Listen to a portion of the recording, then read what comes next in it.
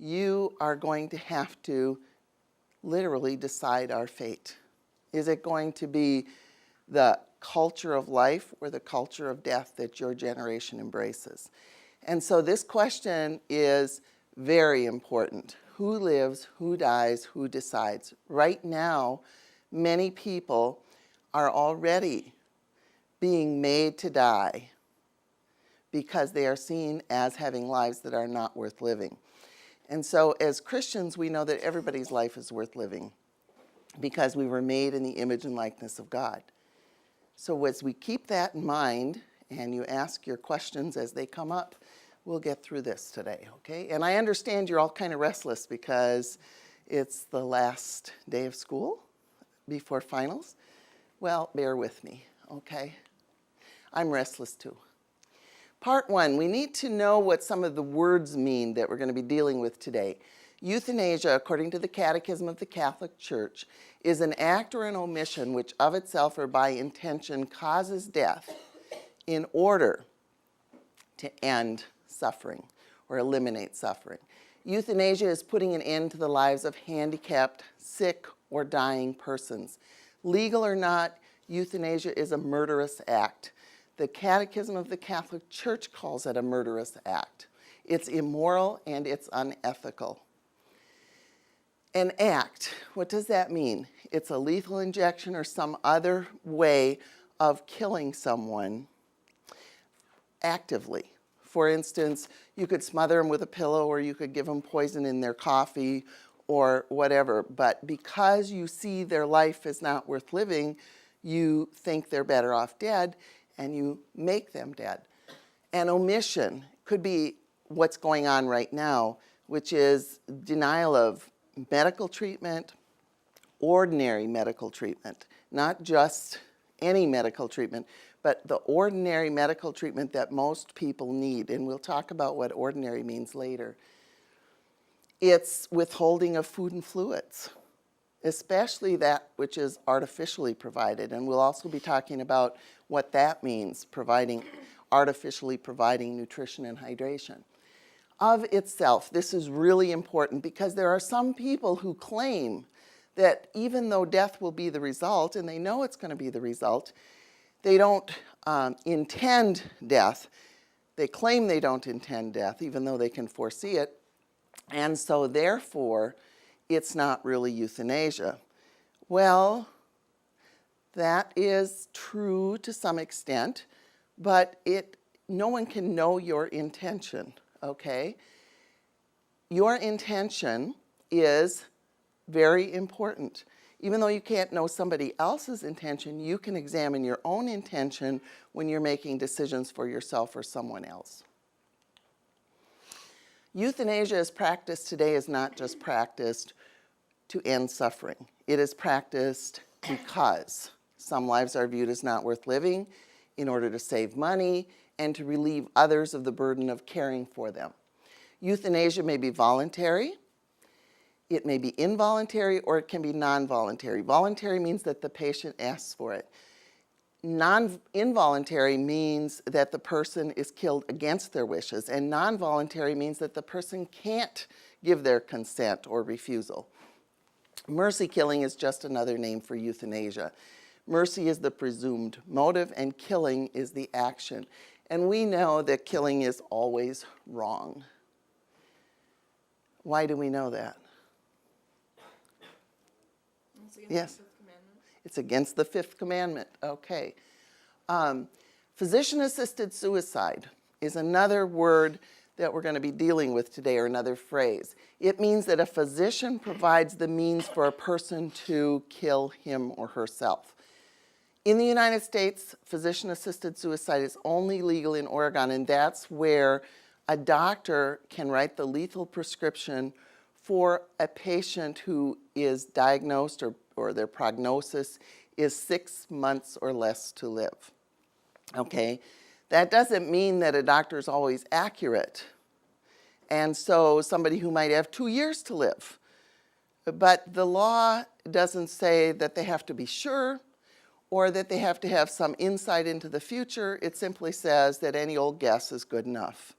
So Not that physician-assisted suicide is ever right, but even the law itself that says it has great safeguards does not. This law went into effect in 2007, even though it had been passed in 2004, because there were it was legally contested for a long time until it went into effect. In the United States, it's only legal in Oregon. Aid in dying is a euphemism that a group called Compassion and Choices wants us to call euthanasia, or wants us to call physician-assisted suicide, because they say that those two words, euthanasia and suicide, hurt their cause. People don't want to use euthanasia or suicide, but if you call it aid in dying, it gives it a sort of an air of legitimacy. And so it's a euphemism. A euphemism is a nice, soft term used in place of an unpleasant sounding term.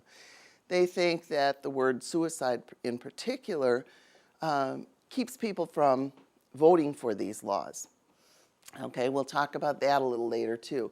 Imposed death is sort of an umbrella term that covers all acts of killing human beings for what I would term, for lack of a better word, medical reasons. It can be abortion, which of course we all know is done for convenience many times, but it is usually done in a medical setting. And so imposed death is this umbrella term that covers everything from abortion to euthanasia, even sometimes what's done in vitro fertilization, where they throw away the extra embryos, or in embryonic stem cell research, those types of things. That's all covered by that umbrella term of imposed death. Advanced directives for healthcare. These are legal documents. We're going to be talking about this, and this is going to be one of the most important sections that we're going to cover today. Advanced directives for healthcare are covered by laws that permit euthanasia. They are documents by which you would express your wishes or appoint an agent to make decisions for you in case you were ever incapable of making your own decisions. And this could be temporarily incapable. For instance, say you were in a car accident and you were unconscious for a while. Someone else would make decisions for you. And if you had a living will or an advance directive, it would either be the doctor or someone you appointed. The doctor would be interpreting your wishes, or the person you appointed would be interpreting your wishes or doing what they thought was best for you. So that's a very important issue. They can be used to license euthanasia. We're going to talk a little bit about history. The reason that history is so important is that we are in a culture war, a war between the culture of life and the culture of death. So a basic knowledge of the history of our opponents is very important. The so-called right to die movement is essential. If you don't understand what this movement is that has brought us to this point of living in a culture of death, and we are, then you cannot effectively fight it, because you need to know their tactics, what exactly it is that they do, what their strengths are, what their weaknesses are, and especially their long-range objectives, what they have planned for us in the future. We're waging a war, and we have to know our adversary. Debates about the ethics of euthanasia and physician-assisted suicide date from ancient Greece and Rome. In the 4th century BC, Hippocrates, or one of his disciples, we're not sure which, who is considered the father of modern medicine, in fact, wrote the Hippocratic Oath. And that's the reason he's considered the father of modern medicine, is because the oath states and was intended to preclude abortion and euthanasia. And up until just very recently, the last 30 years or so, every physician graduating from medical school as a rite of passage swore to the oath. The oath says, to please no one will I prescribe a deadly drug, nor give advice which may cause his death, nor will I give a woman a pessary, a device to procure abortion. The reason that doctors no longer swear this is because the American Medical Association does not oppose any longer abortion, nor does it oppose euthanasia by omission. And so, how can doctors swear to this when in some places they're practically forced to practice this? Next slide. 1938, the Euthanasia Society of America was formed. Its ultimate goal was to legalize the right to kill people that they called incurables or mental defectives. Okay, but their first effort to legalize euthanasia was voluntary euthanasia because they said that the public was readier to accept the right to die than the right to kill. So they used the phrase, the right to die, to promote their law, even though what they really want is a right to kill people that they don't think have a right to exist. Okay, do you know any place else where those kinds of ideas might have come from? About that time, 1938? What was going on in Germany about then? Yes, go ahead. From the Nazis, not exactly from Hitler at first, but in the 1920s, the doctors in Germany started to accept the idea that it was okay to kill people, Untermenschen, they called them, unworthy of life, people who are unworthy of life. And so that idea was very popular in the 1930s. 1920s, it started to grow. But by the 1930s, by World War II, by the time Hitler came to power, in fact, in the 30s, it was well in place in Germany already that people who weren't perfect could be killed. And they were using the method of starving and dehydrating people to death slowly. Okay, so their goal at this time was to gain acceptance of euthanasia any way they could, deceptively, whatever. They hoped eventually that they would put to death non-volunteers, people who did not want to die. And after many failed attempts to legalize euthanasia and following a period of little activity after World War II, the reason I bring up the Holocaust is it's not a really good analogy to what's going on today because there are many different factors that are happening here than happened in Germany. But the reason that I bring it up is because that explains why there was such a long period of time when the Euthanasia Society of America laid low and didn't do much. Because the word euthanasia was very, very disliked in this country since the Nazi euthanasia program had been exposed.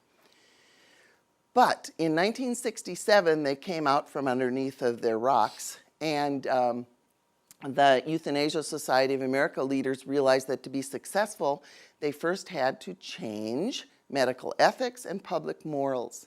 They launched a massive educational campaign. They established the Euthanasia Educational Council, and they introduced the living will, which they called the foot in the door for social and legal acceptance of euthanasia. So anytime somebody tells you that there's no danger in living wills, remember their source. Remember who proposed them first. In 1973, we had Roe versus Wade, the U.S. Supreme Court decision that liberalized abortion. Every state law banning abortion or restricting abortion was overturned based on a constitutional right of privacy, a right that is found nowhere in our Constitution. The judges had to say that it was somewhere in the shadows of the Constitution, kind of an airy-fairy thing they couldn't put their finger on, but it was there somewhere. So we have judges now making laws when they're supposed to be interpreting laws and interpreting the Constitution. From birth control to death control, the precedent for the decision in Roe versus Wade occurred in 1965 when the U.S. Supreme Court decided Griswold versus Connecticut. Griswold versus Connecticut was a case where in Connecticut, The sale of contraceptives was forbidden by law. And so by a vote of 7-2, the Supreme Court ruled that the law violated the right to marital privacy. Justice William O. Douglas, writing for the majority, discovered this right of privacy in the penumbras, the shadows of other constitutional protections. Griswold versus Connecticut and Roe versus Wade laid the groundwork for lower courts to decide that certain people have a right to die based on the right of privacy. In 1974, an interesting fellow who'd been on the scene for a long time, he was involved from the very beginning in the Euthanasia Society of America, and he was a friend or an acquaintance of Margaret Sanger. He had the same, you know who Margaret Sanger was? She founded Planned Parenthood. She's sort of the guru of birth control. Well, Joseph Fletcher took over as president of the Euthanasia Society of America and served for the next 2 years. He was somewhat of a genius in that he didn't deny what anybody wanted, but he made it sound like a good thing. He was best known as the father of situation ethics. And he was an Episcopal priest who later denied God. You cannot embrace these things and embrace God at the same time, so you have to give up one or the other. Fletcher's mantra, what has taken place in birth control is equally important in death control. If you look at this picture, this cartoon, it says on the bottom, in case you can't read it, I knew I should have aborted you like all the rest, Leon. Is that where we're coming? We aborted our children, and so our children are going to abort us. That one scares me. Situation ethics, I mentioned that Joseph Fletcher, who was the president of the Euthanasia Society of America for a couple of years, he was the founder of situation ethics, and it's based on the notion that there are no fixed moral laws. Get rid of the 10 Commandments. We don't have to obey anything all the time, and the ends always justify the means. So for example, when one establishes that murder is morally wrong, then you can find all kinds of exceptions for killing. Situation ethics is a form of moral relativism. I don't know if you've studied these terms or not, but just before Pope Benedict XVI was elected to the papacy, he gave a sermon or a talk on moral relativism, and he told us it was the scourge of our day. What moral relativism means is the same thing as situation ethics, basically, that there's no ethical standard that can be consistently applied. In other words, the situation determines what you do, not whether it's right or wrong, but what the situation calls for. So in other words, you can find exceptions to the rule by tossing out the rule almost altogether. You shall not kill, except, and in the end, nobody's safe. In 1975, under the leadership of Joseph Fletcher, it changed its name to the Society for the Right to Die because it was more politically correct. People didn't like the term euthanasia. It reminded them of the Nazi killing program. The word euthanasia comes from two Greek words, eu, which means good or easy, and thanatos, which means death. It's more accurately called epiphileuthanasia, which is a Greek word which means imposed death. In 1976, the Society for the Right to Die had two groundbreaking successes. The first one is that it got its first living will law passed in California, the Natural Death Act. This law blurred the distinction between a natural death and intentionally causing death. The original living will was a directive to physicians refusing treatment. Later forms of living wills and advance directives, which we'll talk about later, they actually allow you to also request treatment. But the early ones were just refusals of treatment. The second thing that happened in 1976 was that the New Jersey Supreme Court decided the first right to die case. Now, I'm not going to pass judgment on what was decided in that case, that the parents could ask for the removal of their brain-damaged daughter. She had had a drug overdose, and Karen Ann Quinlan had overdosed on drugs, and her parents wanted the ventilator she was on, the respirator, the ventilator she was on, to be removed. I'm not going to comment on that. What I am going to comment on is the fact that the court set a very dangerous precedent. They based this decision on the constitutional right of privacy, arguing that this unwritten right, quote, is broad enough to encompass a patient's decision to decline medical treatment under certain circumstances, in much the same way as it is broad enough to encompass a woman's decision to terminate pregnancy under certain conditions. There's the link, okay? It wasn't the decision that was made. That might have even been a reasonable medical decision, considering the fact that Karen Ann Quinlan lived for another 9.5 years off the ventilator. And her parents never asked to have her food and water removed. So they didn't really intend to kill her, maybe. They wanted her off of this, what they considered a burdensome medical treatment. But it was what the court decided that was the problem with this case, basically. I don't know what the parents' intention or attitude was, so I can't judge that. And no one should sit in judgment on someone else's reasons for making a medical decision, okay? They're very private, and they're very individual, and sometimes they're very difficult. But what we're looking at is the laws and the precedents and how important it is what the courts did and what the legislatures did. In 1980, the Hemlock Society was founded by Derek Humphrey, a British journalist who had helped his first wife kill herself.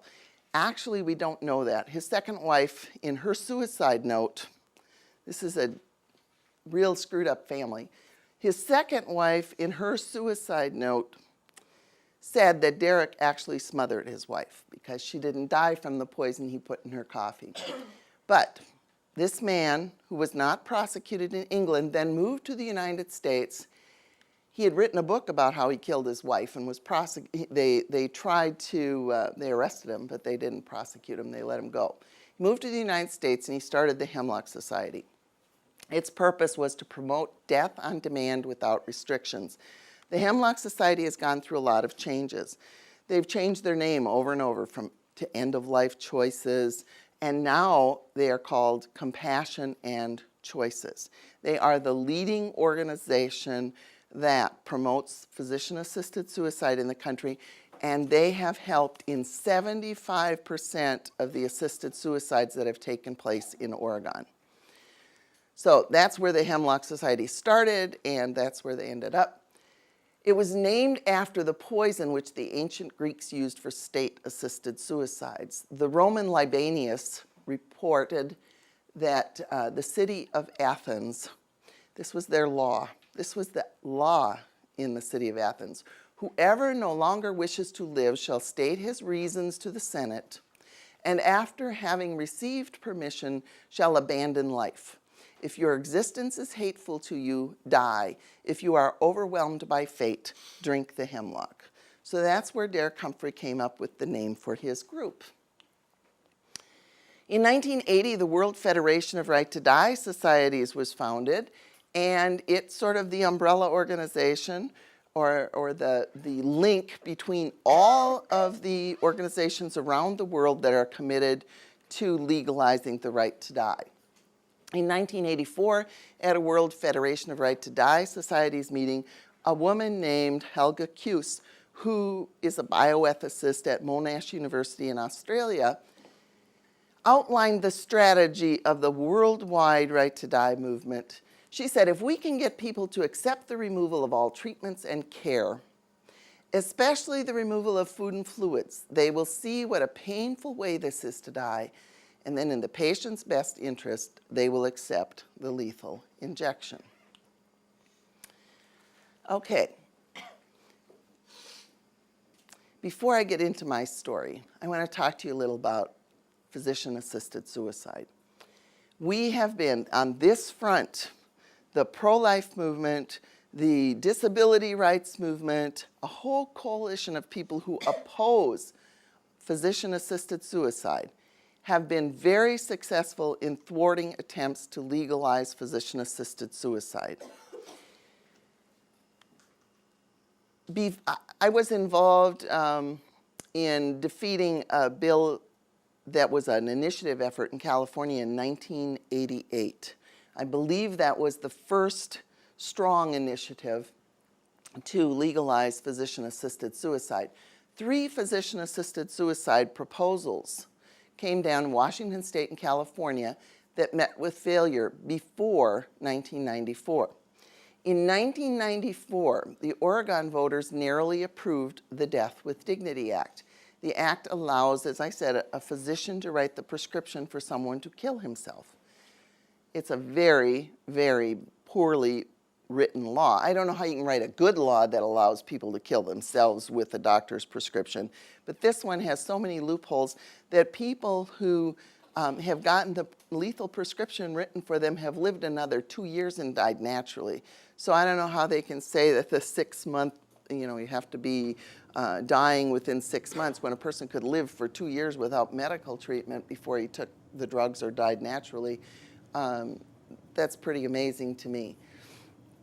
Jumping ahead in history a bit, we need to look at the fact that we've been terribly successful. So we can't get discouraged. Oregon remains the only state to this date that has physician-assisted suicide legalized. By the end of 2007, 86 such bills and initiatives have been defeated in over 20 states. So our latest victory was in California in June 2007. That's no longer true. In 2008, we've had several other victories. In Wisconsin, they had a hearing on a physician-assisted suicide bill. We have in Wisconsin, where I'm from, we have a couple of legislators who every year introduce a physician-assisted suicide bill. They never give up. They just never give up. Frank Boyle is from my hometown of Superior, Wisconsin, and he's quite an interesting fellow. He's never met a person he didn't think was better off dead, including me. And I meet him at the legislature every year as we testify or debate whether or not physician-assisted suicide would be good for Wisconsin. And for like 14 years now, assisted suicide has been defeated. First of all, it usually never even gets to the floor of the legislature. It usually is defeated just by talking to the legislators in the committee, even when it's headed, as it was this year, by a very liberal Democrat who believes in assisted suicide, by the way. And the one who heads this committee that heard the hearing is the leading proponent of same-sex marriage in the state of Wisconsin. So that's how liberal he is. He thinks everybody should do whatever they want, but he could see the problems with a physician-assisted suicide law. By the end of 2007, as I said, 86 assisted suicide measures had failed. The physician-assisted suicide score is 89-1 in our favor. But we are up against a terrible, terrible battle because they are insisting that they're going to pass a bill somewhere this year. And we have to be working very hard educating people how dangerous physician-assisted suicide is. The reason I divided your history lesson into 2 parts, before 1985 and after 1985, is that I suppose that most of you were born after 1985. Also, I didn't become aware of euthanasia, of living wills, until about 1885. I wasn't born yet either. I might look like it, but I wasn't. Okay. In 1985, I became aware of this. So the second part of this history lesson is your history and it's my history. It's very important that you understand this second part. I kind of rushed through the first part, but the second part is the really important part. So I'm going to take a break here and tell you a little bit about myself and about my story. In 1983, well, I can start back further than that, but Leslie told you I was once a nurse. And I took care of geriatric patients. That means elderly patients. At that time, when I was a nurse in the late 60s and early 70s, there was no question that it was wrong to dehydrate, starve, kill our patients. We just simply didn't do it. We loved our patients for the most part. We had some bad nurses and doctors, like we've always had in any profession. But for the most part, we were very solicitous. We cared a great deal about our patients, and we did everything we could to preserve and protect their life and their health. And if that included tube feeding, we did tube feeding. Tube feeding is nothing new. I have a Kentucky Medical Journal from 1897 describing a new surgical procedure for inserting a tube into someone's stomach through the abdomen. So it is not something new. It's been going on for ages, well over 100 years at least. I also have an article in before the Civil War, in which a young man who had taken in lye and burnt his esophagus, that they had put a feeding tube into his stomach, and he would chew up his food and spit it down the tube, and it would go into his stomach. So that was one of the earliest feeding tubes like that. I don't know what the ancient Romans had, but they probably had something similar, because they really had very modern techniques in the ancient world. And we're not aware of all of that, but that's why Hippocrates had to say, well, it's not right to do this to people, okay? I was raised in a big family, and my mother and father, the thing that they taught us is it's not nice to get involved in other people's business. And so it was very difficult for me to begin to speak out on this and to say, hey, this is wrong. I was raised a Catholic. We went to church on Sunday. Beyond that, I didn't know too much about, we went to catechism class, but beyond that, I didn't know too much about ethics or anything. In 1968, the encyclical letter Humani Vitae was issued by Pope Paul VI. And that told us, again, reiterated the church's constant teaching that artificial birth control was wrong. Okay? I never knew that. Most of my generation never heard it. Nobody told us that from the pulpit. Before we got married, our priest told us to use our conscience and do what we thought was right. Okay? And so we did for a few months.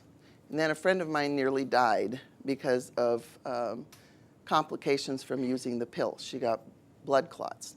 And I stopped and started to have a family. We didn't stop too soon. We had a lot of kids.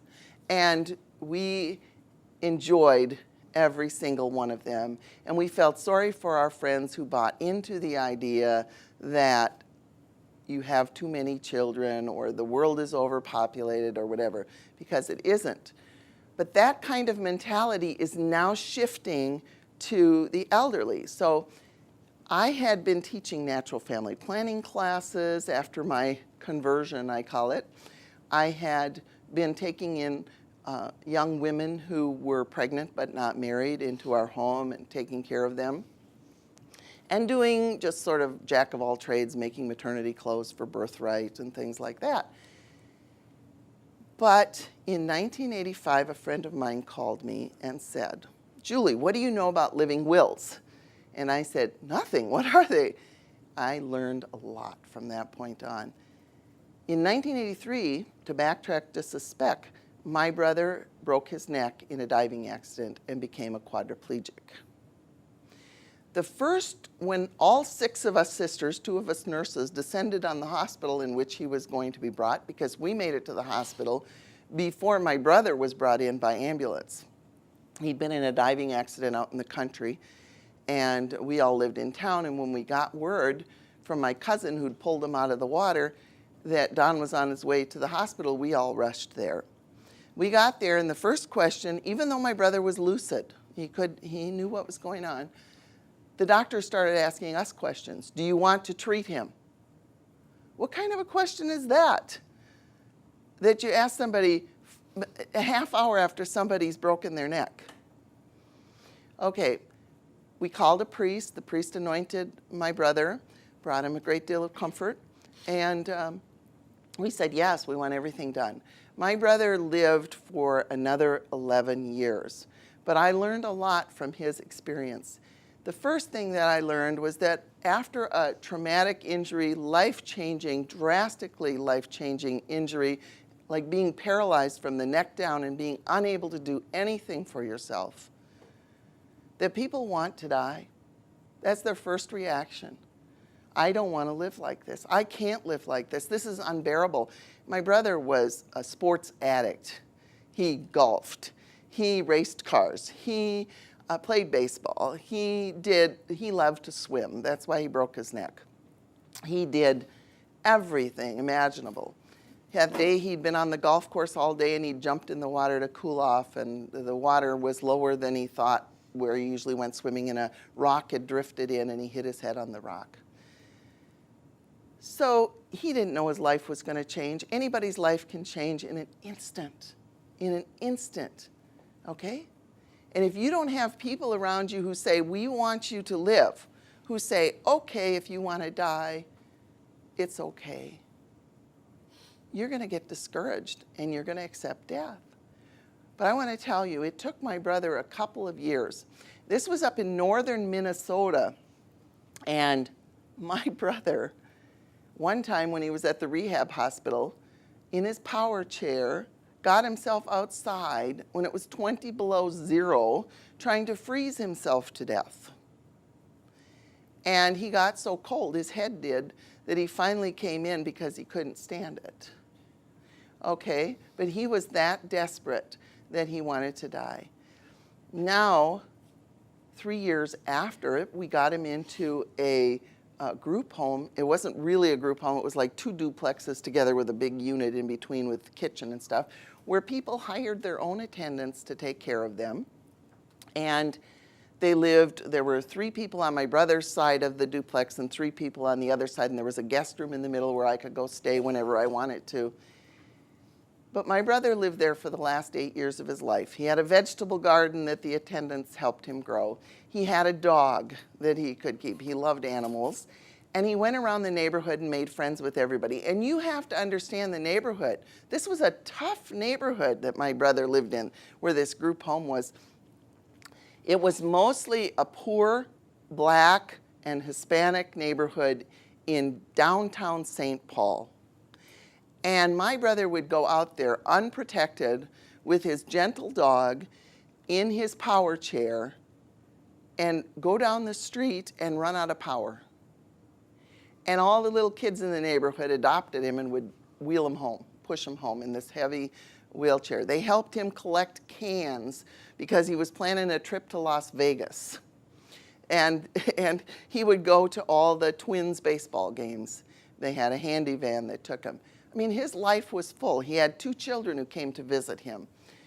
But he would have missed all of that had we said, don't treat, or had he said, kill me, I don't want to live like this, and somebody had listened to him. My brother died peacefully in his sleep, much better way than having someone kill you.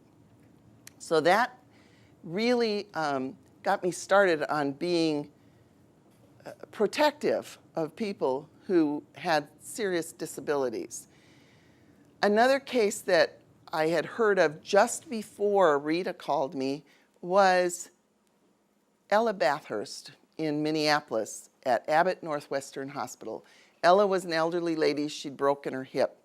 Her daughter flew in from the East Coast and said, she lived in New York. She had some high-powered executive job in New York. I don't know what it was. She flew in and she says, Mom wouldn't want to live like that. Take away her food and water. I'd never heard of this happening before. And I wouldn't have heard of it, except that my friend Mary Sinander went on TV. And she was talking about the coming euthanasia, what living wills were going to do. And I had never heard of Mary Sinander at that point, but she was on TV, and this woman called in, and she said to Mary, when my mother was in the hospital, her roommate was dehydrated to death, or they took away her water and she died of thirst, is what she said. Well, Mary couldn't believe this. She'd never heard of that either.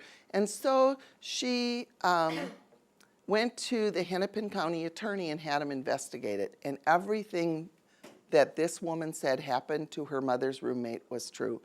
After the investigation, they found out that Ella Bathurst had broken her hip. Her daughter came, said her mother wouldn't want to live like that. They took away, without a doctor's order, a nurse put a nothing by mouth order on Ella's bed. And she laid in her bed and cried, water, water, water, for almost 6 days before she was too weak to cry for water and died. And nobody gave her a drop of water because there was a sign on her bed that said nothing by mouth. There was no court order. There was no law that allowed this. Only a daughter saying she wouldn't want to live like this. You guys are important. You need to protect your parents and your loved ones. Okay? This was the most horrible thing I'd ever heard of. And even with the Terry Schiavo case, I don't think it rivals this private case that almost nobody even paid any attention to it until a lady called in on a TV show. But you know what happened to that hospital and the nurses and everybody involved? Nothing. Even though the Hennepin County Attorney's Office found out that this happened, nothing happened to the hospital, nothing happened to the nurse. The only thing that the Hennepin County Attorney's Office suggested was that they update their supportive care only protocol. That was it. Never heard about it again. So, what happened after 1985? I started the Center for the Rights of the Terminally Ill on my kitchen table in Billings, Montana, and started to fight this. To make a long story short, this went on. We moved to Texas. We moved to North Dakota. We moved to Texas, still fighting, still fighting. One day I get a call when we're living in Texas in 1995 from a family whose daughter is in a rehab hospital in Fort Worth, Texas. This poor girl had been shot in the head twice, in the back of the head, at point blank range in a drug deal gone bad in Dallas, Texas. She was in a rehab hospital in Fort Worth, Texas, Health South. She could not speak. She was tube fed, and she was totally paralyzed, but her mind was fine. Her family called me, and the rehab hospital had convinced her that they could keep her comfortable with drugs. Mind you, this was a girl who was addicted to drugs. That they could keep her comfortable with drugs while she dehydrated to death. That they could remove her feeding tube and keep her comfortable. And Terry agreed. Okay. She shook her head. Do it. So her family got concerned, called me in, and said, what can we do? Will you go talk to her? So I did. I had to use a spelling chart to talk to her, and when I'd get to the right letter, she'd blink her eyes. And we spelled like that, and I said, Terry, why do you want to die? And she says, because I want to go to heaven. And I said, well, do you realize you might just be jumping right out of the frying pan into the fire? And she said, I'll think about it. With those words, the hospital got jittery, went to court, and had an attorney ad litem appointed for Terry Trantham to defend her right to die because I was interfering in her right to die. When Terry decided that she really did want to live, they were still fighting for her right to die because they thought her family and I were having an undue influence on her. And so we had to get an attorney to fight for her right to life. And we won. We got a restraining order against the hospital. They couldn't do anything until after the court made a decision. Well, by then, Terry was making great strides, and we had moved her to a nursing home and gotten her a power chair and a computer with a voice, and she wanted to live. And she lived for 6.5 more years, good years.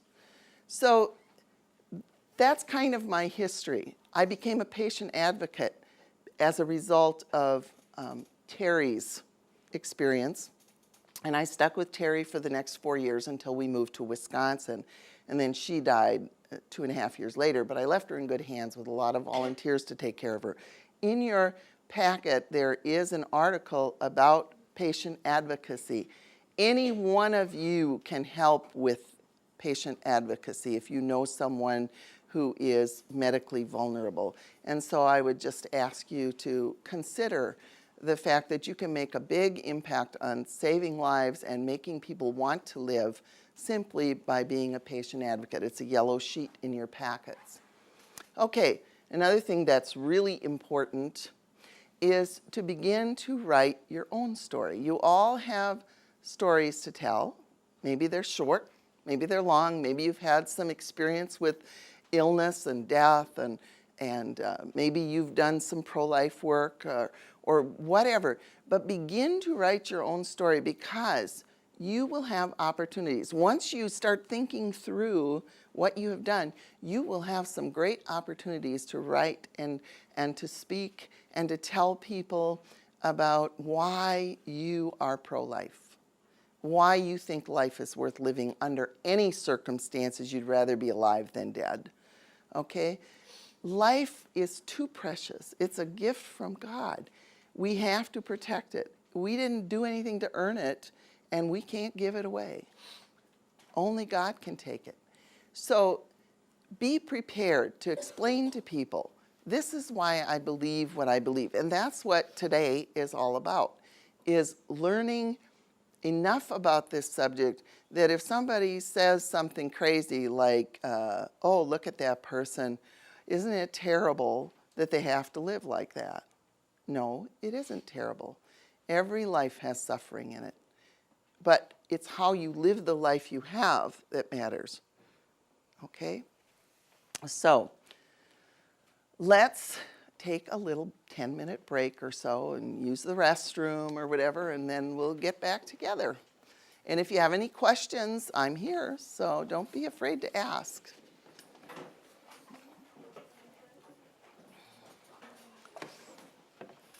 Do you want me to shut this off? All right, let's move on. History from 1985 to 2005. The reason I stop at 2005, can anybody guess?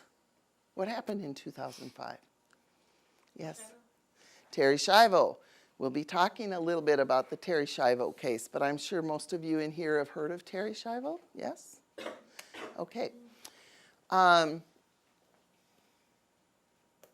Thomas Jefferson, the author of the Declaration of Independence, declared, "The care of human life and happiness and not their destruction is the first and only object of good government." Is our government good?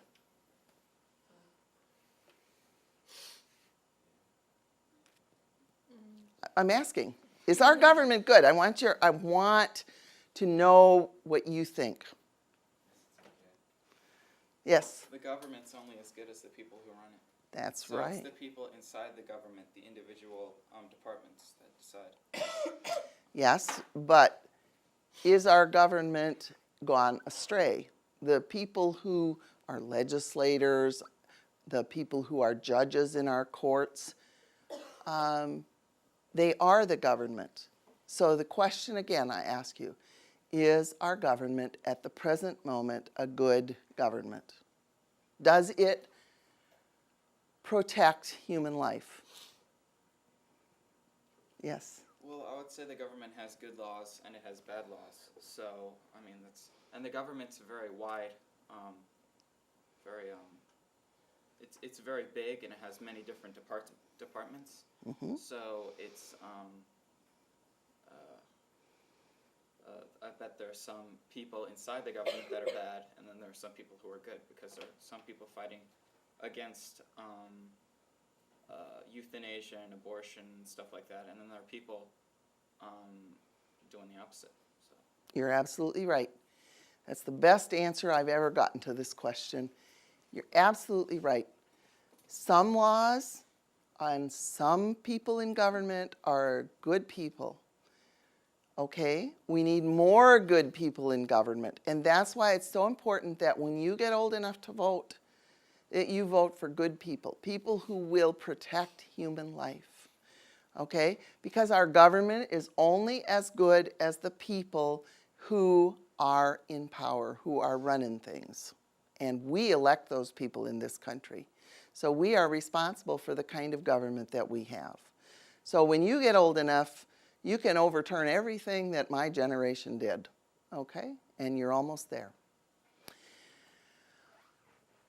Today, the destruction of human life is advocated with ease in the U.S., surgically killing over 4,000 babies a day before birth is viewed as something that should be tolerated. Indeed, abortion on demand and death on demand are considered mere choices and even supported as human rights by some. If we can support the destruction of millions of lives simply because in most cases it's a matter of convenience, it's pregnancy at this time, it's just not a good time. What is there to prevent us from killing already born people? If doctors can kill babies, they can kill anybody, and some do. Just like it takes very few doctors to do a whole lot of abortions, it takes very few doctors to kill a whole lot of elderly people, doctors who work in nursing homes, etc. So what we're looking at is a culture that we need to change. We need to work hard to bring it back in line with God's laws, because right now we're pretty far astray. Whoops, how do I back this up? I'm pretty much not technological, so. Okay, this picture appeared in the Great Falls the Great Falls Gazette in Montana back in the 1980s. It illustrates exactly what I just said. When I saw that photograph, the reason I still have it is because it had such an impact on me that rather than respecting people, we're treating them like garbage. We throw them away. Have any of you read newspaper accounts of dumpster diving in Michigan where they've pulled aborted babies out of the dumpsters and had funerals for them? Pro-life people have. We're treating babies like garbage. And now we're beginning to treat people on the other end of life's spectrum as garbage also. And people aren't garbage. People are made in the image and likeness of God, and their life is sacred. In 1985, in February, about 300 people from all over the United States gathered at the Second National Voluntary Euthanasia Conference entitled Good Life, Good Death Through Control and Choice. Control and choice are the two words you keep hearing, along with compassion. Compassion means to suffer with, but these folks think that compassion means to kill. Okay. It was sponsored by the Hemlock Society, and the conference addressed many issues. Among them were, how can active euthanasia be brought about illegally, and they suggested, and they manufactured plastic bags with Velcro around the neck that people could use to suffocate themselves after they took sedatives. I'm not going to describe any more methods of killing, but that one was particularly shocking to me. And how they could bring about euthanasia legally, tactics to legalize it. As I said before, Helga Cuse outlined that if you could get people to refuse treatment and food and fluids, you would then get the lethal injection because they'd see what a terrible way this is to die. That was one of their strategies that they talked about at this meeting. And then who should make the decision for active euthanasia for an incompetent patient? Who? Remember, who decides? Okay. They completely did away with the idea of what is being decided. And what is being decided is more important than who decides it. If the decision is wrong, it's wrong no matter who makes it. So what's being decided is most important. Does providing a person, this is another question they asked and discussed at this meeting, does providing a person with information on how to commit suicide constitute a crime? I still don't think that one's quite resolved. And then next, should children have the right to choose euthanasia or suicide? And they're talking about children as young as 10. Okay, should they decide whether they live or die? And they talked about reasons that would make it reasonable to, for a child to say they wanted to die.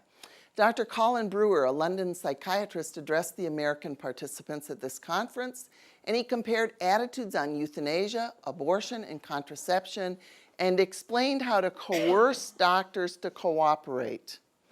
Those who didn't want to cooperate, those who had a conscience and were based with their decisions on respect for human life. How do you get them to cooperate? Well, there are British doctors, he said, who do not approve contraception. Quote, first we ask if they will provide contraception, and we won't pay them unless they do. It's amazing how quickly they change their minds. Money, money, money, money talks. Another speaker, Doris Portwood Evans, author of Common Sense Suicide, The Final Right, said, quote, there is fantastic economic pressure to cut down on the money for health care for the old, and this has its advantages because it will lead to the promotion of euthanasia. So in other words, it's a really good thing that there's economic pressure because that will help us to legalize euthanasia. And then in 1986, at a conference entitled A New Ethic for the New Medicine, the American Medical Association's Council on Ethical and Judicial Affairs issued this policy. Even if death is not imminent, but a patient's coma is beyond doubt irreversible, it is not unethical to discontinue all means of life-prolonging medical treatment, including medication and artificially or technologically supplied respiration, nutrition, and hydration. That's the American Medical Association. That is the first time they approved of taking nutrition and hydration away from people in order to explicitly make them die. And what do you think the underlying motive for that is? There's a clue. Money, money, money, money. Money talks. Okay. Because there's so much pressure to contain costs in health care, lots of things are being done as was predicted by Doris Portwood Evans that it would happen if we had enough pressure on people, economic pressure, that would help them legalize euthanasia.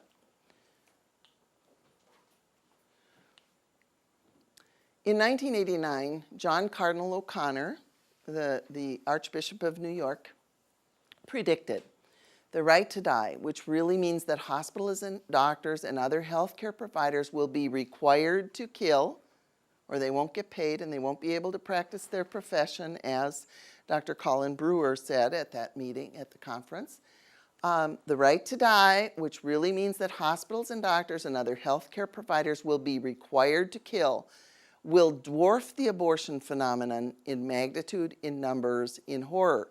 Now, I don't know how that's going to happen because we're killing millions of babies, not just with surgical abortion, but with chemical abortion, through abortifacient birth control pills, emergency contraception, all kinds of other chemicals.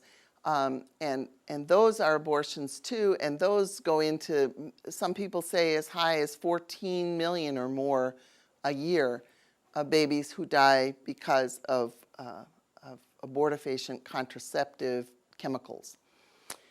Then he goes on, Cardinal O'Connor goes on to say, right to die laws will one day force a patient to prove that he or she has a right to live, just as we are now forced to prove that the unborn child has a right to live. So what do you think he meant by that? I mean, it's bad enough now that we have to prove that a baby's a baby. Mm-hmm. So it's going to be really hard suddenly to prove that this person, who's obviously a human being, who's obviously fully grown, lying in a bed, is also a human being and maybe has the right to be alive as well. And is actually a human Absolutely. being. And you know what's happening? The way that they decided that abortion was okay is they denied the personhood, they meaning the Supreme Court, denied, and those who promoted abortion on demand, denied the personhood of the unborn child. And now at the other end of life spectrum, anybody who's disabled or mentally, especially like Terry Schiavo, or anybody who is really old or has Alzheimer's or is comatose or whatever the situation is, they can deny the fact that they have personhood. They can say they're not a person anymore.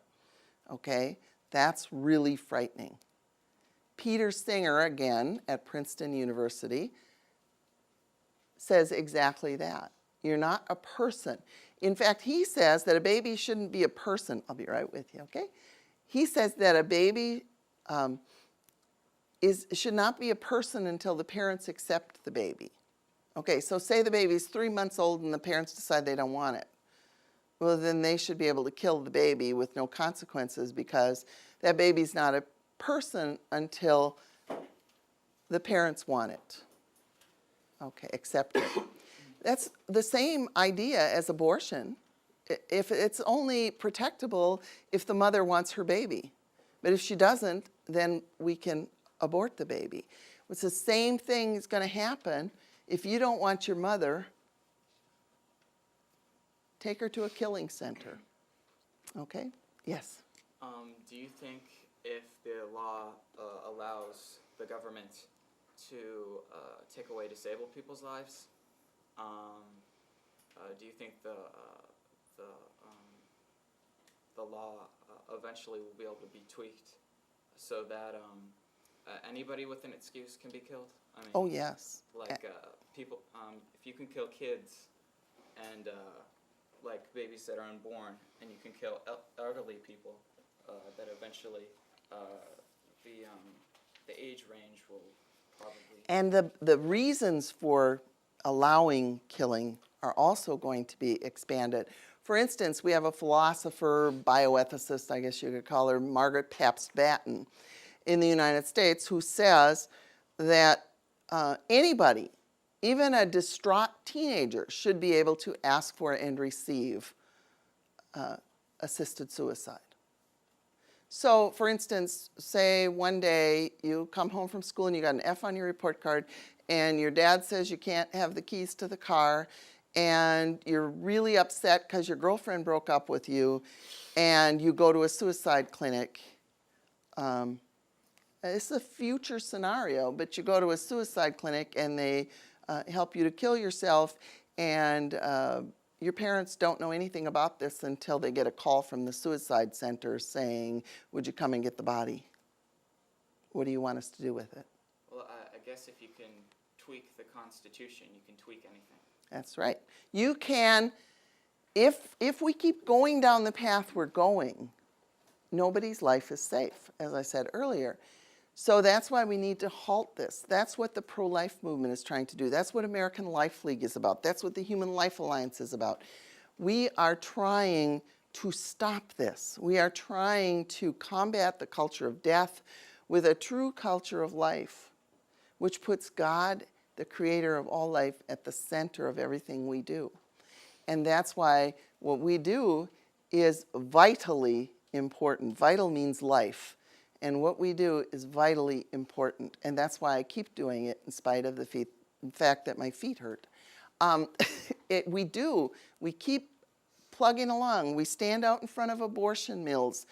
We pray. We used to get arrested. We don't much anymore because the consequences are so dire. But there is so much going on out there that you need to become aware of. Read with your eyes open. Understand what the headlines mean. I can't tell you, and I keep saying this, but I cannot tell you how important it is that you get involved. Okay, in 1987, 32-year-old Nancy Ellen Jobes was killed by dehydration after the New Jersey Supreme Court, the same court that decided Karen Ann Quinlan's fate, upheld lower court decisions that family members may refuse medical care, including tube feeding, without clear and convincing evidence of the patient's wishes. So in other words, whether or not they know what the patient would have wanted, the family can decide to stop tube feeding. 2 neurologists had found Nancy to be aware, responsive, and purposeful. In fact, Nancy could eat, but they put a feeding tube in for convenience. The Society for the Right to Die, at least I believe that was her case. It may have been the Cruzan case, which came later, where she could eat and they put a feeding tube in for convenience. The Society for the Right to Die participated in this case as well as all other early right to die cases. They started with the Karen Ann Quinlan case and they moved on up the road. In 1988, Americans Against Human Suffering, which was formed by the Hemlock Society. Now this is a kind of a fun story. Derek Humphrey, who founded the Hemlock Society, was kind of upset because I was protesting what he was doing, and so he called the IRS and asked them to investigate my organization, the Center for the Rights of the Terminally Ill, to see what I was doing, because I was doing all this lobbying, to see what I was doing with all this money I supposedly had. Well, the IRS called me, although I was an organization that did not have a tax-exempt status. So in other words, anybody who donated to me could not, or tax-deductible status, anybody who donated to me could not deduct their money from their taxes. So I was free to do any lobbying with legislators or anything that I wanted to do. There were no restrictions on what I could do. The IRS called and investigated me and found out that I had spent exactly $320.23 on postage and paper and all of the things that I needed to do what I had done, telephone calls, whatever. And I asked them to investigate Derek Humphrey in return because Americans Against Human Suffering was formed with $50,000 in seed money from the Hemlock Society. And the Hemlock Society did have a 501c3 status, which means they can't do this kind of political work. And they had used $50,000 of their money to seed Americans Against Human Suffering for the specific purpose of seeking to legalize physician aid in dying, and failed, or that's what they called physician-assisted suicide. It's a nice name. As I said, it's a euphemism. But they failed to gather enough signatures to place the assisted suicide initiative on the California ballot. That's because a bunch of us, and I was having major surgery at the time, so I was not able to go out to California for this, but a number of my friends, including Rita Marker, who got me involved in this, and Dr. Joseph Stanton, went out to California and debated Derek Humphrey and Robert Risley, who was the head of Americans Against Human Suffering at the University of San Francisco. And they cleaned up, Rita and Dr. Joe cleaned up the floor with those guys. Derek Humphrey got so nervous he must have drank a gallon of water that night.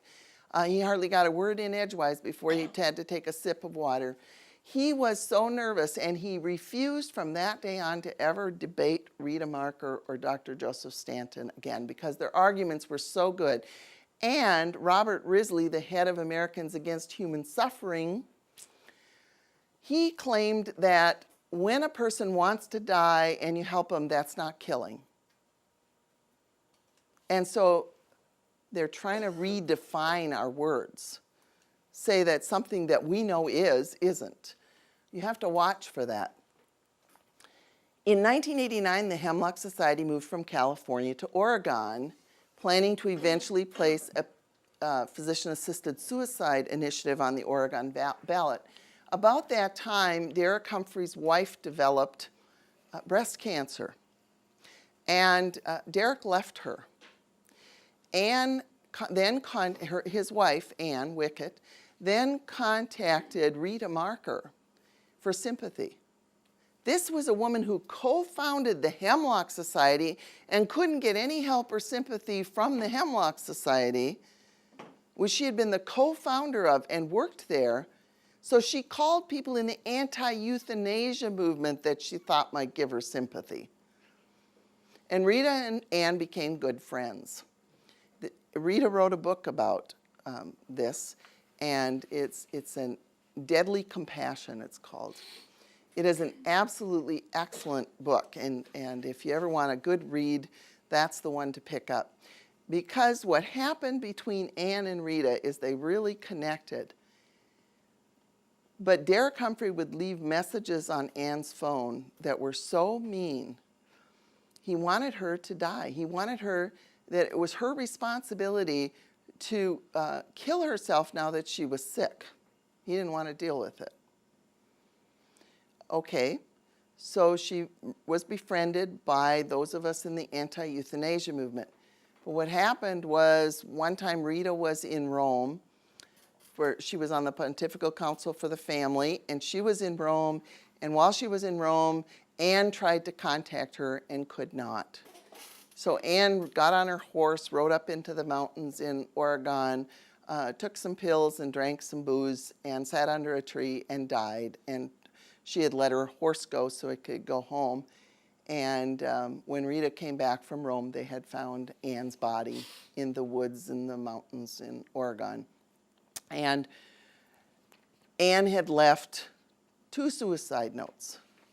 One of them was to Rita, and in it she said, "Dear Rita, Derek did kill Jean. He smothered her." And that's on the cover of the book. So there's this whole history. Who are the compassionate ones? Who is willing to suffer with people? Not those who see death as the solution to every problem. So the Right to Die movement has 2 main goals: gain social and legal acceptance for euthanasia by omission, the removal of all medical treatment and care, particularly food and water, and by an action, a lethal injection, whether or not the patient has expressed a wish to die. They want to also legalize physician-assisted suicide. Does anybody know who Jack Kevorkian is? Okay, go ahead. He's that guy that made that thing to kill old people. To kill people, yes. Is he out of jail now or something? He is out of jail. Yes, he was convicted. After he killed 130 people, he did something really stupid for a murderer. He videotaped himself actually giving a lethal injection to a man, Thomas Yoke, who he claimed it was an assisted suicide, but it was not. It was outright murder. He taped it, and then he gave it to 60 Minutes to play on television. This was used against him in court to convict him of murder, and he was sentenced to 10 to 25 years in prison. Well, he got out after 8.5 last summer, and this winter, the University of Florida hosted this mass murderer, hosted him, and paid him over $50,000 to give a speech to the student body.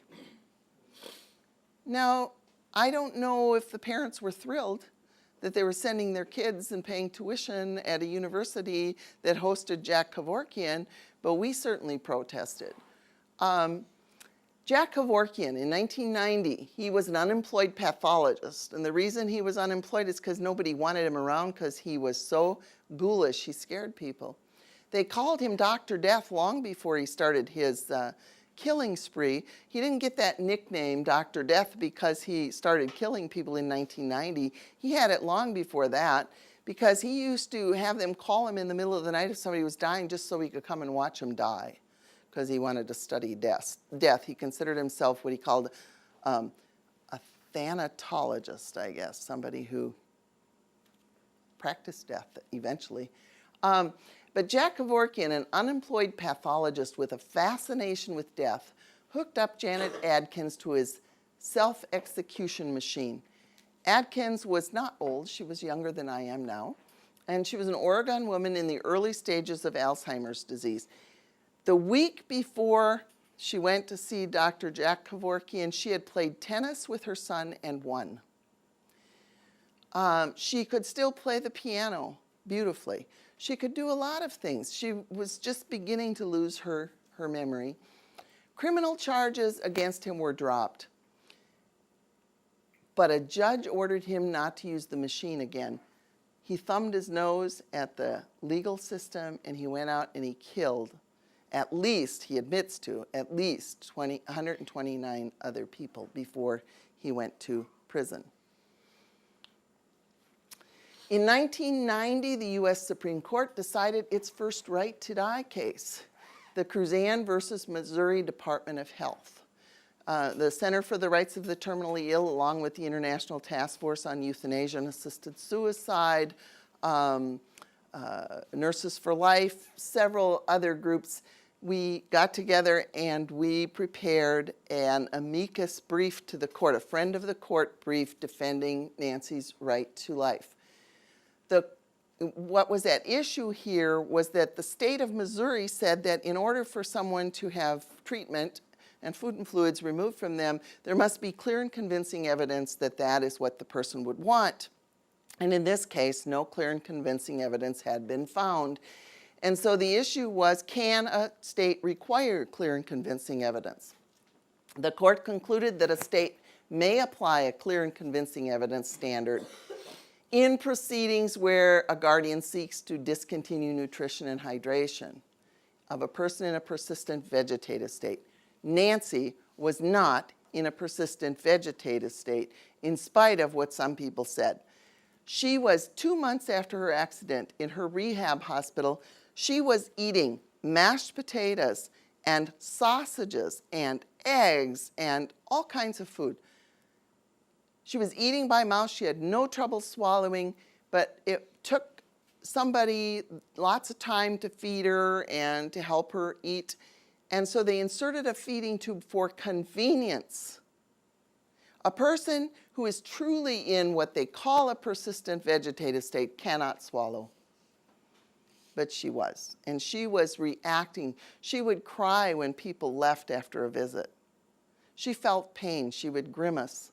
She was very severely, had very severe brain damage, but they were claiming she was in a persistent vegetative state so they could kill her.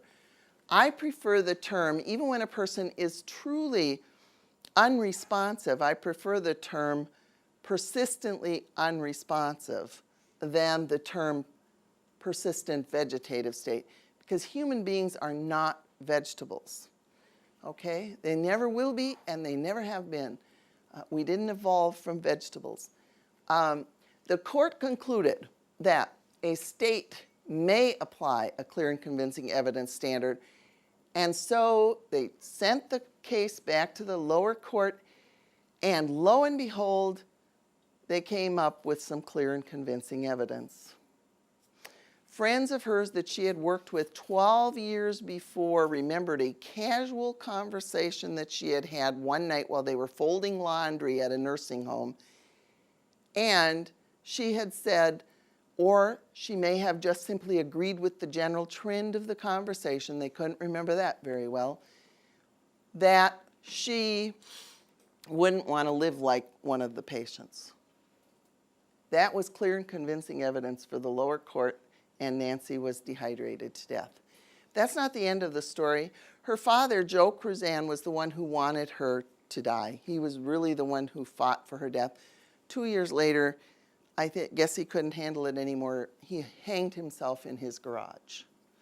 So there's always consequences for the survivors, those who are involved in this sort of thing.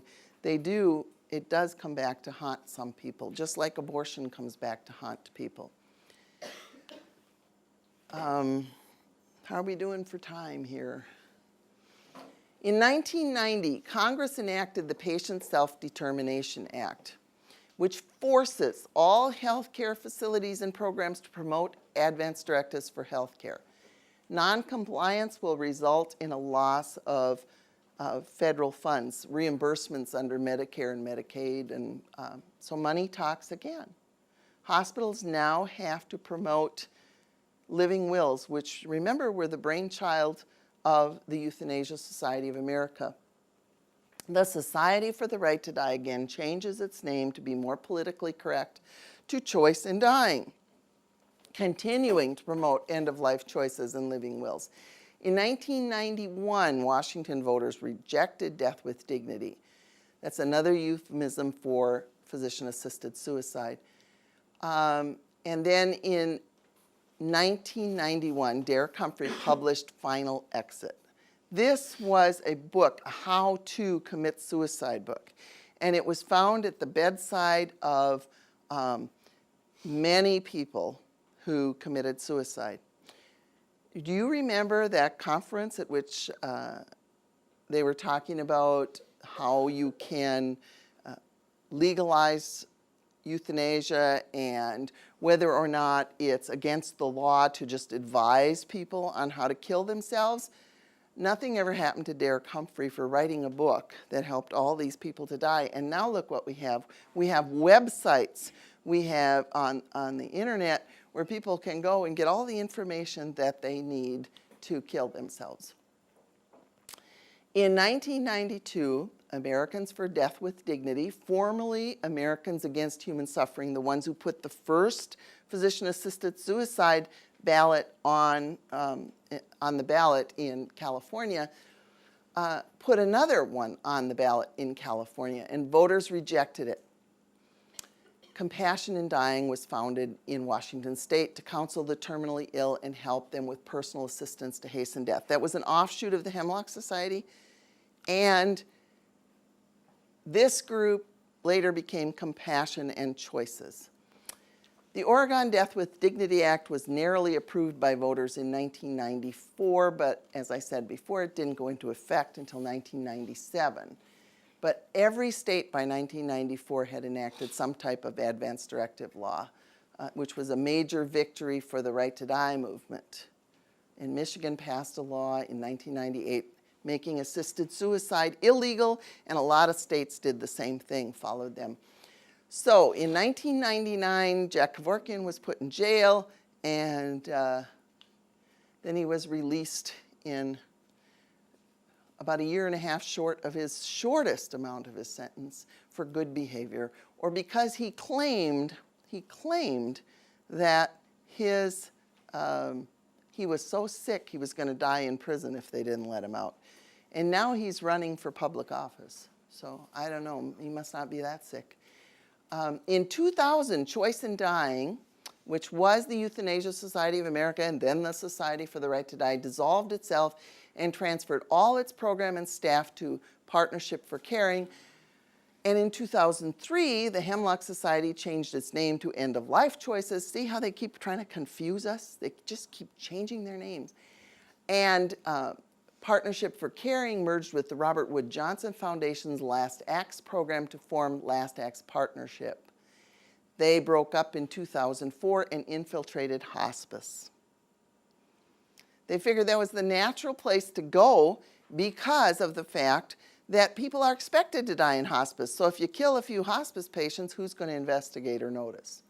And we'll talk about how they're doing that now a little bit later too. So they existed. The Euthanasia Society of America existed for 66 years, ending as End-of-Life Choices and Partnership for Caring. In 2004, in November, Compassion in Dying, now headquartered in Oregon, helping people avail themselves of physician-assisted suicide, merged and became Compassion and Choices. Are you confused yet? I am. I had to write that down to remember it. This is really confusing, and that is what they try to do to us. We can't keep track of who they are or where they are. But the leaders of Last Acts Partnership infiltrated hospice. One of the information, the public information director for Last Acts Partnership became the CEO, the corporate executive officer chief executive officer for the National Hospice and Palliative Care Organization. And lower people under him infiltrated other parts of hospice. Not that we weren't already having a little trouble with hospice, because it's easy to cover up deaths when people are expected to die. It's very hard to follow all these name changes. But just like old movie stars, they do it to improve their image, their outward appearance, but inwardly they're the same group as the Euthanasia Society of America was. So, where are we? In 2005, on March 31st, Terry Schiavo died of dehydration in a Florida hospice. There were all kinds of heroic efforts, and I know that you all know about this case, to save her life, but they failed because the judge is pro-euthanasia. And he ordered that she be denied all food and water. Oops. I gotta go back. All right. So here we are at a really critical juncture. And I have, am I in a bad place? C.S. Lewis said that the difference between reality and fiction is that fiction has to be believable. Sometimes reality is utterly unbelievable. But that's what's happening. Okay? Does anybody else have any thoughts? The first time I saw that film, I actually wept. It reminded me a lot of my brother, who really, we had to struggle hard to get the help that he needed.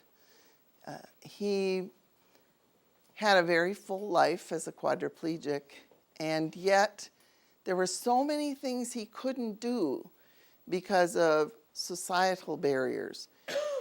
One thing, he couldn't eat at some restaurants. He couldn't go to church at some churches. Now we fought for access laws where buildings would be accessible to people. They weren't.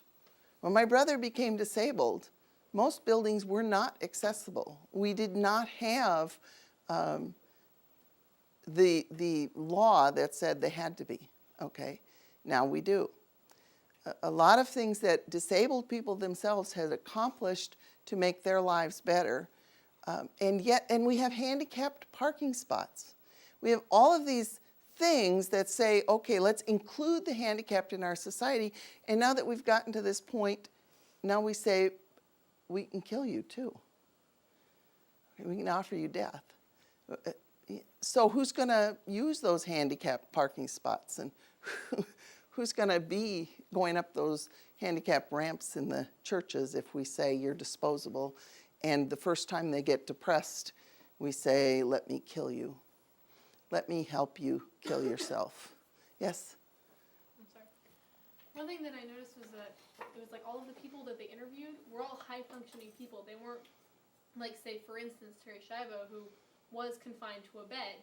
She wasn't able to get up and walk around. She wasn't even able to go around in a wheelchair like some of the people were. She wasn't even able to control a motor-assisted chair. But these people were obviously able to carry on conversations, and here they are talking to a camera, and you see them playing sports, and you see them carrying on jobs, and it's like, so these people aren't people? We can kill these people? Their lives don't matter? They're having a conversation with you, for crying out loud. It's not like, even like they're blinking at you. You can't deny that maybe they're not having a higher brain function. Okay, you make a good point. It's But the people, scary. but you see, it started with devaluing the lives of people who were laying in bed and couldn't speak for themselves. And it graduated to those who The fact that could. It is now at the point where Right. those people are considered. Yeah. I get your point. It's, yeah. euthanasia fodder. Right, a good point. It's true, we have graduated, and that's what happens. And when you notice they mentioned the slippery slope and how we're sliding down this slippery slope. Well, I kind of think of it as a graduation process. You know, either we're graduating more towards respect for life or we're graduating more towards disrespect for human life.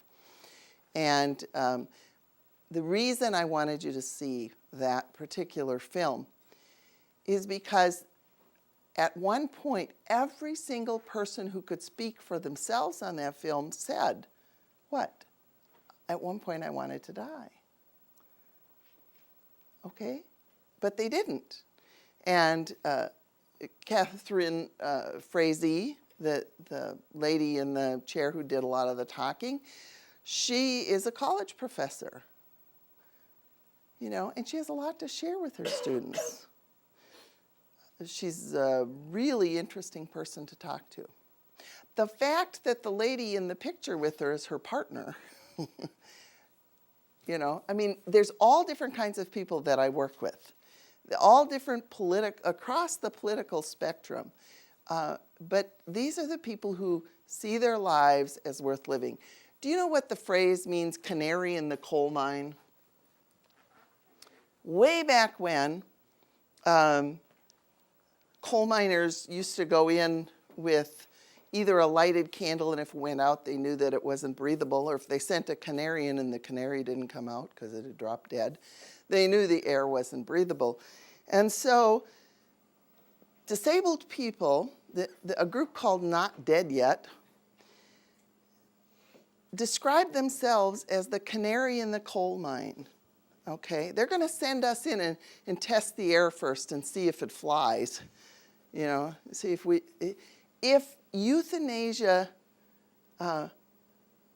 doesn't work, if people say, no, we won't have any of that, that's like they're testing the air. So they keep sending more and more people into the coal mine like canaries to see if killing them is going to convince people this is a bad thing or a good thing.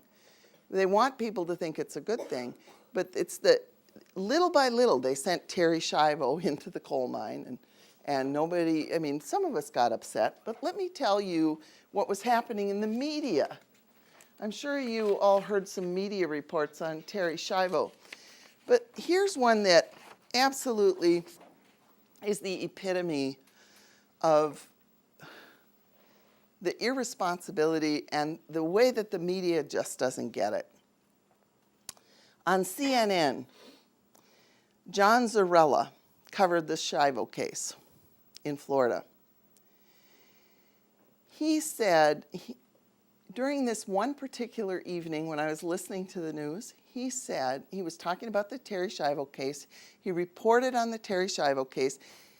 He also reported on 12 saw-toothed dolphins who were being tube-fed and helped around the clock to be kept wet and healthy and all of this so that they wouldn't die. They were stranded on a beach, and 100 people around the clock were working to feed and save and he thought that they were absolute heroes and how wonderful they were, and he reported on this, and then he reported on Terry Schiavo.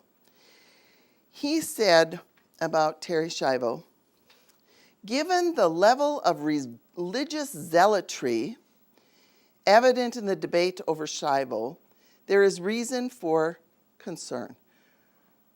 Then he said, he compared all of us who were concerned to people who have killed abortion doctors.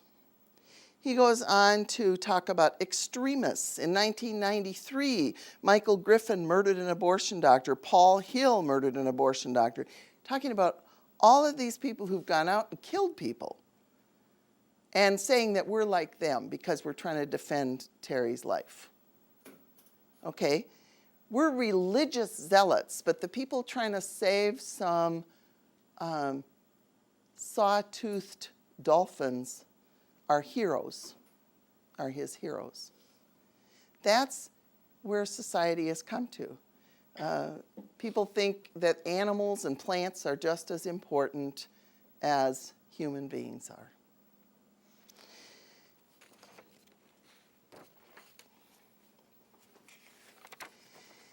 Let's see, let's go back to the, should I move this?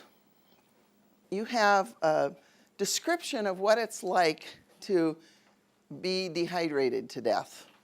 I think it's on a white sheet of paper. I don't have it with me. Do you have it here? Yes, death by dehydration. All of these things were described in a case, the Paul Brophy case in Massachusetts. A judge in that case who dissented from the majority opinion described what it would be like to die from dehydration. And he got this information from medical doctors. This is what happened to, thank you. This is what happened to Terry Schiavo. Her mouth dried out and became caked with thick material. Her lips became parched and cracked. At one time when I was with Bobby, he said that her nose bled. The tongue will swell and might crack. The eyes receded back into their orbits. The lining of the nose cracked. The skin would hang loose on the body. The urine becomes highly concentrated. All kinds of terrible things happen to people as they are deprived of food and fluids. So why would we do this to a person if we were trying to protect their dignity or give them death with dignity? That was precisely the point that Helga Cuse was making when she said, when people see what a horrible way this is to die, they will accept the lethal injection. Okay, so on March 31st, Terry Schiavo died of dehydration in a Florida hospice. There were lots of heroic measures taken to save her by people who stood outside and were considered religious zealots and akin to abortion doctors. Well, actually, to people who killed abortion doctors, which are obviously the scum of the earth. Okay, so heroic efforts to save, you might want to delete that. Heroic efforts to save her life failed to halt Judge George Greer's cruel order that Terry be denied all food and fluids. You're all familiar with the case, but we don't know why Terry collapsed.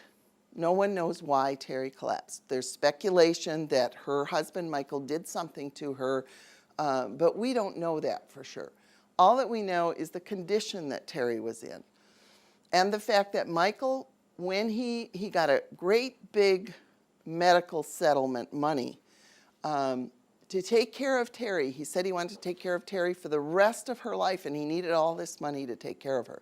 The jury awarded him quite a bit of money, and he then denied Terry all rehabilitation, even seeing a dentist. She never saw a dentist. Before she died, they had to extract 5 of her teeth because they were so rotten. He just didn't take care of her. He wouldn't even let them put up rolled up washcloths in her hand to keep her fingernails from digging into the palms of her hands. And then he claimed that he loved his wife and he just wanted to do what was best for her.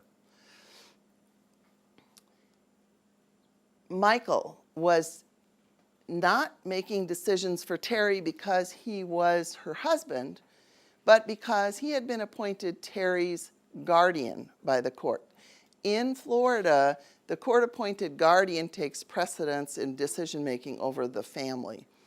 Now, had the Schindlers known, Terry's mother and father and brother and sister known that Michael was going to do this, they would have tried to get guardianship for Terry much earlier. But they did not know this was going to happen. At first, they were on very good terms with Michael. And so they were kind of, by the time they did ask for guardianship, there was a judge involved in the case who was pro-death. Contrary to media reports, Terry was not brain dead, she was not comatose, and there was much dispute about the state she was in. A few doctors said she was in a persistent vegetative state. That's the doctors that the court listened to. The doctors, the experts who said that she was not, or that she might get better or recover somewhat, were dismissed as imagining things.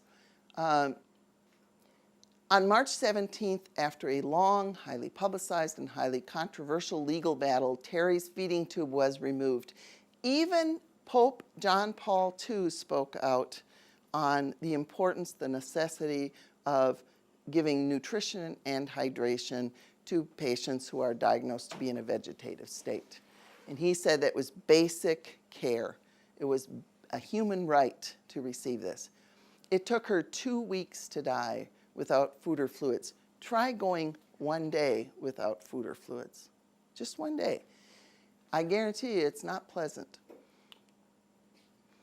I learned that when I had to get ready for a medical test one time and I couldn't take anything by mouth for 24 hours. Many disability rights groups protested Terry's death sentence. Many religious leaders, Catholic, Jewish, Protestant, spoke out against withholding food and fluids from Terry and other disabled persons. As I said, Pope John Paul II addressed the 2004 International Congress on Life-Sustaining Treatment in Vegetative State, making it clear that the administration of food and water, even when provided by artificial means, is ordinary and proportionate. That means that it is something that must be done. We are obliged to provide it. Anything that's ordinary, that will preserve life, protect health, is absolutely necessary as long as they achieve their purpose. Death by dehydration and starvation is, in fact, the only possible outcome, the only result of their withdrawal. In this sense, it ends up becoming, if done knowingly and willingly, true and proper euthanasia by omission. Those are the Pope's words. On August 1st, 2007, the Congregation for the Doctrine of the Faith repeated John Paul II's instructions. You have a list of resources there on a purple sheet of paper, I think, that gives you a lot of reading that you can do if you want to know more about what the church actually teaches. Setting the stage for Terry Schiavo's court-ordered death, there were a number of court cases. In fact, in my files, I have 50 right-to-die court cases, give or take two, of people who, by court order, were starved and dehydrated to death before Terry Schiavo's case. The first one to make it to the Supreme Court was Nancy Cruzan, as I mentioned earlier. The Brophy case that's next in 1986, that's the one where the judge described the dehydration death and what it was like. Very sad case. Paul Brophy had an aneurysm that burst in his brain and resulted in severe brain damage, and his wife wanted his feeding tubes removed, but they didn't remove. The court ordered that his feeding tube be removed, but they didn't remove it. Instead, they put anticonvulsant medicine through it, and they put antacid through it so that his stomach wouldn't burn, and anticonvulsants so that when his brain started to dry out and he went into convulsions that that would control that. So they gave him medicine to control what they were causing by dehydrating him to death. And they put the medicine through his feeding tube and they wouldn't put food through it. Okay? That's kind of convoluted when they say that it's medical treatment they're denying him. Well, actually, food and water, whether it goes in through the tube or in through your mouth, is still food and water. He died on October 23rd from dehydration, 8 days after medical personnel stopped his feeding tube. Let's see. Let's look at what is artificially provided nutrition and hydration. Food and water do not become medical treatment simply because they are taken through a tube any more than Pepto-Bismol would become fluids, you know, just nutrition and hydration because they put it in your mouth. Okay, so you don't make something medical treatment by how it's delivered to you. Food and fluids are always food and fluids. It's breakfast, lunch, and dinner, no matter how you receive it. If you sip it through a McDonald's straw, drink it from a baby bottle, put it through a tube, or chew up your hamburger and swallow it, you are still receiving food and fluids, and all of us need that to survive. The feeding tube, as I said earlier, is not new or high-tech, And thousands of people need to be tube fed. Some people go to work every day with a feeding tube because they've either had to have surgery for cancer of the throat or some other obstruction, or something has happened to them that they need a feeding tube. It's not just people who are laying in beds like Terry Schiavo with a feeding tube. It's people you meet every day on the street use feeding tubes. I had a good friend, Jim McFadden, who published the Human Life Review, which is a wonderful, I think, defunct journal on all of the life issues. And Jim went to work every day. He had cancer of the esophagus, and he'd had surgery, and he couldn't swallow. And he went to work every day and ate his lunch out of an Ensure can dumped into his feeding tube. And he would go home at night and fix his wife's spaghetti and put Ensure in his feeding tube while she ate. This is not something extraordinary. This keeps people functioning and alive. There are three main types of tube feeding. Nasogastric intubation. That's when you only need tube feeding for a very short time. They take a really thin tube, probably you've seen this on TV, if you watch TV. And they put a tube down through the nose and down into the esophagus and down into the stomach. Either they put it into the stomach or they put it in just above the stomach in the duodenum. And they deliver food for a short time. If they leave that tube in too long, it irritates the lining of the nose. So if you need long-term tube feeding, then you will use a gastrostomy tube, which is also called a percutaneous endoscopic gastrostomy. It's a big word, so we just call them a PEG tube. A surgical opening is made through the abdominal wall to the stomach, and a port is put in place. Usually this is done, they'll put an endoscope down, a lighted tube with a light on it. They'll put it down into the stomach. You'll see the light through the abdomen, so you'll know it's there, and that's where they put a little teeny incision and they put the PEG tube in there.